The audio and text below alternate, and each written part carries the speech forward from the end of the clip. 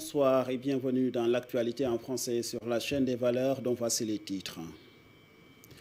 L'Association sénégalaise de la normalisation prime les meilleurs Sénégalais en matière de qualité. C'était en marge des Journées nationales de la qualité. La cérémonie a été présidée par le chef de l'État, Bassirou Diomaye Faye, qui a exhorté le privé national et l'administration publique à cultiver la qualité dans les offres de services et de produits. Keur Massamba Gueye veut la fermeture de sa décharge d'ordures. Le dépotoir a été fermé depuis quelques mois, mais il continue de recevoir des déchets. Le directeur général de la SONAGED rassure sur les mesures à prendre. Cependant, Khalifa Ababacar Sarr a déploré le refus catégorique des populations de recevoir les sites de collecte.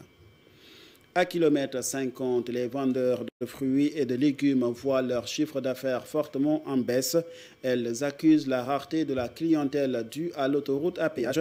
Dans la zone des Niayes, la pomme de terre a subi une mévente. Les producteurs sonnent l'alerte auprès des autorités. Une grève de 48 heures a été décrétée à Noto Gouidjama. On en parle dans cette édition. Voici le sommaire à suivre. Le développement.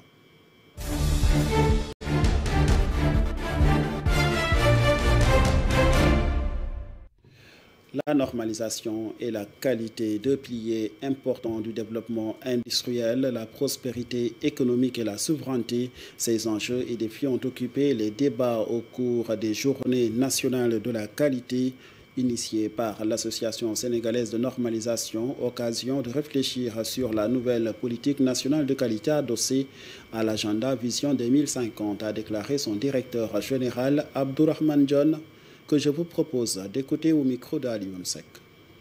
Ces journées nationales de la qualité ont constitué des moments intenses de réflexion sur les voies et moyens de renforcer la culture qualité pour la compétitivité de notre secteur privé, l'efficacité de l'administration publique et le bien-être des populations. Excellence, votre volonté de promouvoir une infrastructure nationale de la qualité est cruciale pour la réalisation de notre objectif devenu collectif, la vision Sénégal 2050. C'est à travers des normes rigoureuses que nous pourrons garantir la sécurité, la durabilité et la satisfaction des besoins de nos populations. Cependant, pour que cette vision se traduise en réalité, un soutien accru de l'État est nécessaire. Nous plaidons ici pour un renforcement des moyens d'action de l'écosystème de la normalisation. Un engagement renforcé de l'État pour la mise en œuvre correcte de la politique nationale qualité du Sénégal est essentiel pour accompagner les entreprises dans leur quête d'excellence. Ces journées ont été sanctionnées par la remise de trophées aux lauréats du prix national de la qualité. Elle a été présidée par le président de la République, Bassirou Diomaye Faye, qui a exhorté le privé national et l'administration publique à adopter une culture de la qualité, une manière d'inciter des offres de produits et de services compétitifs dans un monde globalisé, a déclaré le chef de l'État. Suivons ses propos. Dans un monde globalisé marqué par la libre circulation des biens et des services, le développement industriel de notre pays ne peut s'opérer si nos entreprises ne sont pas compétitives. Mais pour être compétitif, il est impératif de s'inscrire dans une méthode de bonne pratique dans la gestion et de respecter rigoureusement les critères d'exigence et des spécifications établies pour atteindre une qualité constante de la production. C'est ce qu'on appelle les normes de qualité, qui sont le meilleur garant de la valeur et de la promotion des produits et services, y compris en matière d'infrastructure, d'éducation, de formation, de santé, d'économie compétitive et de gouvernance exemplaire. Nous devons par conséquent intégrer la culture des normes et de la qualité dans toutes nos activités, surtout dans un contexte mondial marqué par la libéralisation des échanges qui rend plus exigeants les consommateurs qui ont l'embarras du choix et plus féroce la concurrence. De plus, s'aligner sur les normes standards crée un environnement favorable à notre intégration dans les chaînes de valeur mondiales. Au musée des civilisations noires, une exposition retrace les manifestations politiques qui ont marqué le Sénégal de 2021 à 2023 à 2024. Première ligne met en lumière à travers des clichés poignants cette période sombre de l'histoire politique récente du pays. En visite en compagnie d'une délégation de l'Assemblée des parlementaires francophones, le président de l'Assemblée nationale s'est dit séduit par le génie créateur de l'artiste Abdou Karim Ndoye à l'origine de cette exposition. El Malik Ndiaye, que nous écoutons. Nous sommes animés par l'émotion, le parcours en tout cas de combattants qui a été effectué jusqu'à la prise du pouvoir. Nous pensons naturellement à tous ces frères et sœurs qui sont tombés, mais surtout cette traversée du désert qui montre que le Sénégal quand même est un grand peuple. Parce que tout simplement, au moment de se lever pour dire non à l'injustice, pour dire non à la confiscation des libertés, mais surtout pour protéger et préserver la démocratie, le peuple sénégalais s'est levé comme un seul homme pour en tout cas arrêter la tyrannie, la forfaiture, entre autres la confiscation des libertés, et exiger des élections libres et démocratiques, ensuite choisir librement et de manière indépendante le président de la République qui est son Excellence Bassirou Diomaye Diakhar Faye. Mais aussi, ça doit être un rappel qui ne doit jamais nous quitter pour voir en tout cas tous les sacrifices qui ont été consentis et rester toujours, encore une fois, comme des serviteurs du peuple, pour que la mort de ces jeunes de 12 ans, 14 ans, 19 ans ne soit pas, en tout cas, un sacrifice vain. Direction Thiès, Keur Massamba Gueye, les populations veulent la fermeture d'une décharge d'ordures. Selon elles, ce site qui reçoit les ordures provenant surtout de la ville de Thiès pose un réel problème environnemental.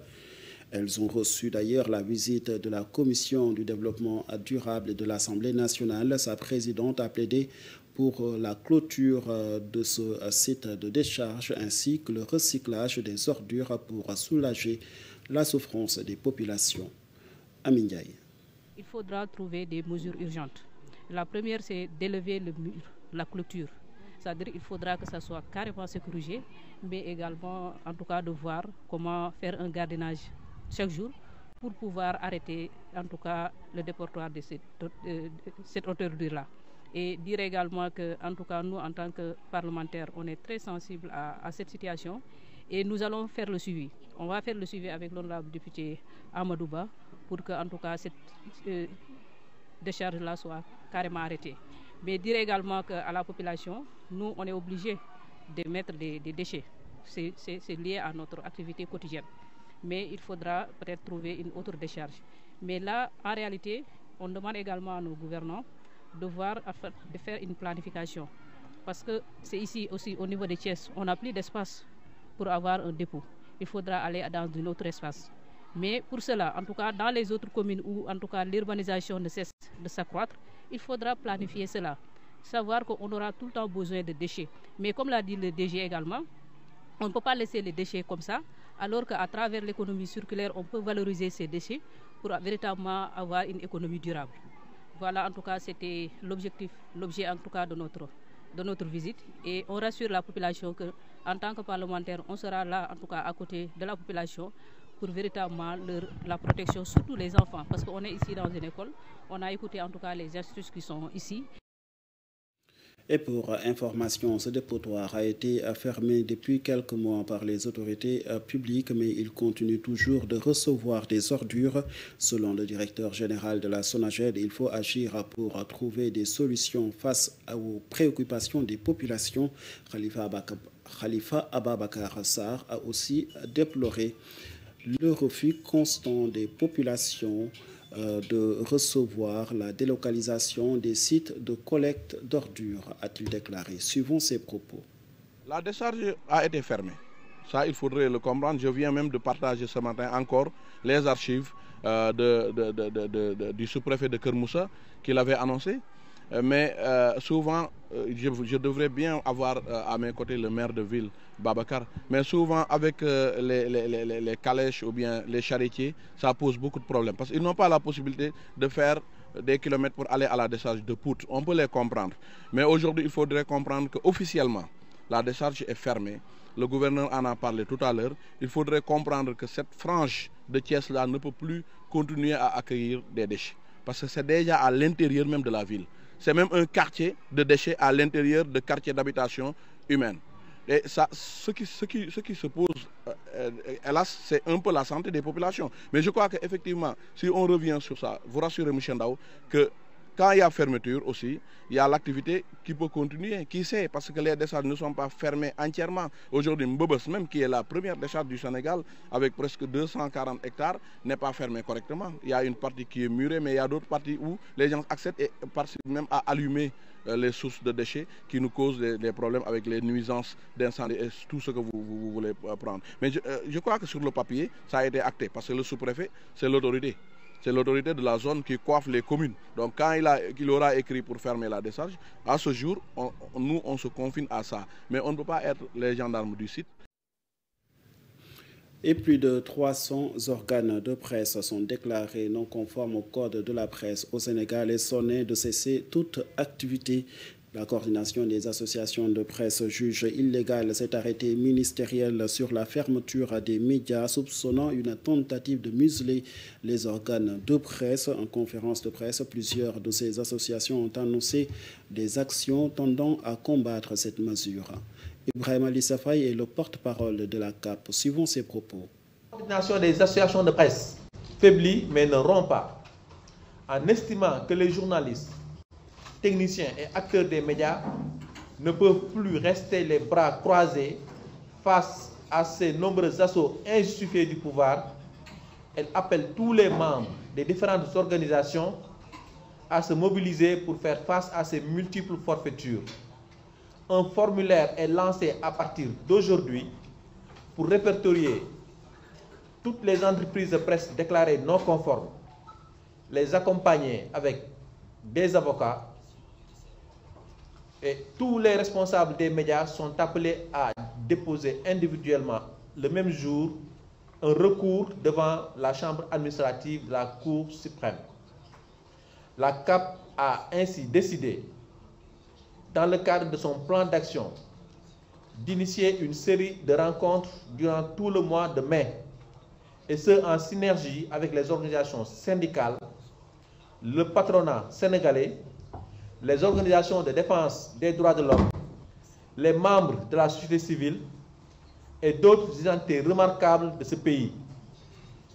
Une série qui sera bouclée par un sit-in devant les locaux du ministère de la Communication.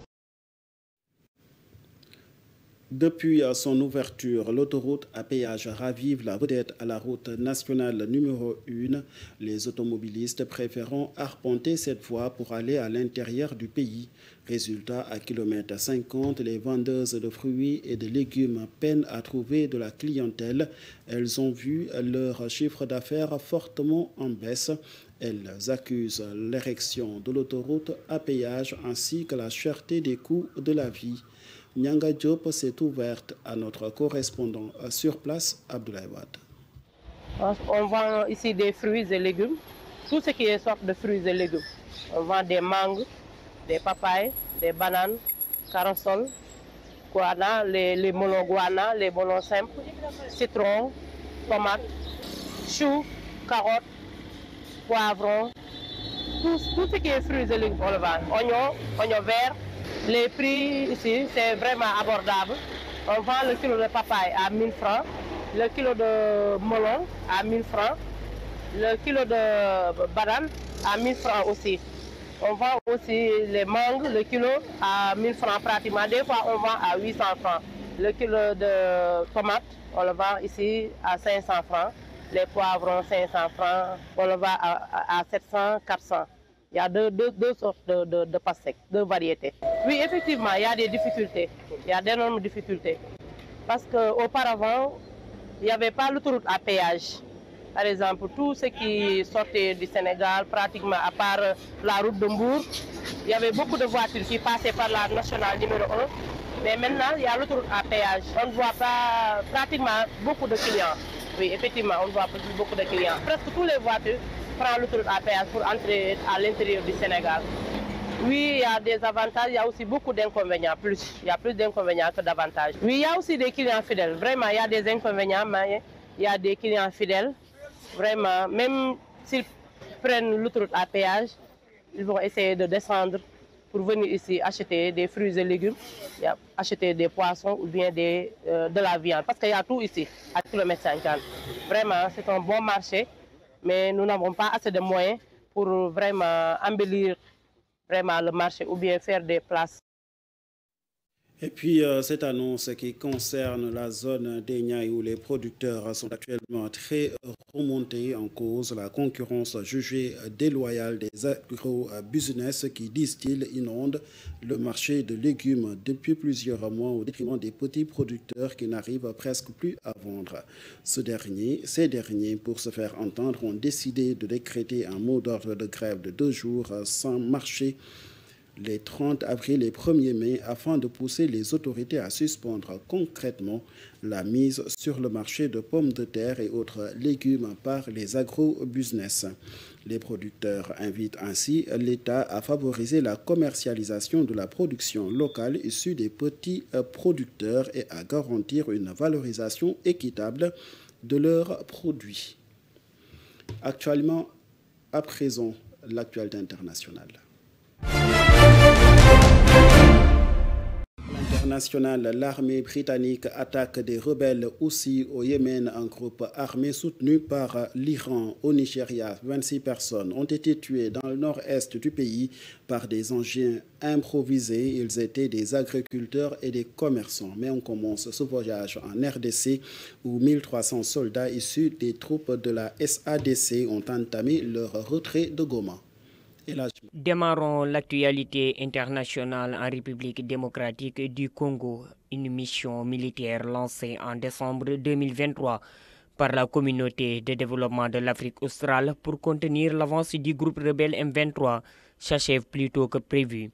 Environ 1300 soldats venus d'Afrique du Sud, du Malawi et de la Tanzanie composaient cette force régionale. Leur mandat avait pour objectif de soutenir l'armée congolaise, mais a été levé lors d'un sommet de la SADC en mars dernier. Cette décision intervient après plusieurs revers militaires dont la perte stratégique de Goma et de Bukavu au profit du M23. Au Nigeria, au moins 26 personnes ont été tuées dans l'explosion des engins improvisés mardi sur une route dans le nord-est du pays. La plupart des personnes tuées étaient des agriculteurs locaux et des commerçants. Leur véhicule a été soufflé par une mine. L'attentat a été revendiqué par une filiale du groupe État islamique au Nigeria. Ce groupe est une émanation de Boko Haram, des djihadistes nigériens qui ont pris les armes en 2009 pour lutter contre l'éducation occidentale et imposer leur version radicale de la loi islamique. Mardi, l'armée nigériane a nommé un nouveau commandant, le général de division Abdou Salam Aboubakr, dans la lutte contre Boko Haram. Enfin, l'armée britannique a lancé des frappes aériennes avec les États-Unis contre les rebelles Houthis du Yémen. Il s'agit de leur première participation à la nouvelle campagne américaine intense visant ce groupe soutenu par Iran. Cette campagne, baptisée Operation Rough Rider, cible les rebelles.